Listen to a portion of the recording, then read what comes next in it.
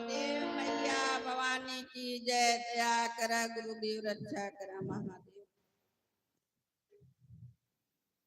Hello, अभी चर्चा और भजन सुन रहे थे। भजन में विपत्ति में कोई सहाय नहीं होता है और चर्चा किए। पंडित जी झूठ भी बोले लेकिन सत्य बातों में टिके रह गए, इसलिए पंडित जी का भी कल्याण हुआ। तो गुरु बहना बैठिए बैठिए वैसे। तो आप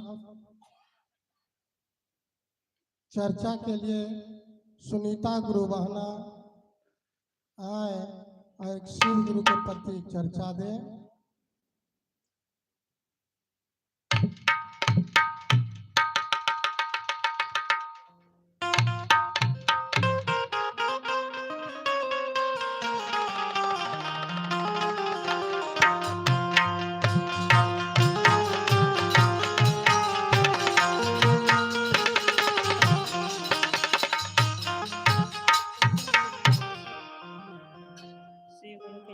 प्रणाम करती हूँ, माता पार्वती के चरणों में प्रणाम करती हूँ, सातों मैया भैरव भैया के चरणों में प्रणाम करती हूँ।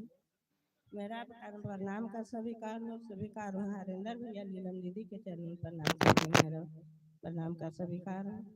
नेत्रा गुरु भाई गुरु बहना भाई मेरा प्रणाम का स्वीकार है।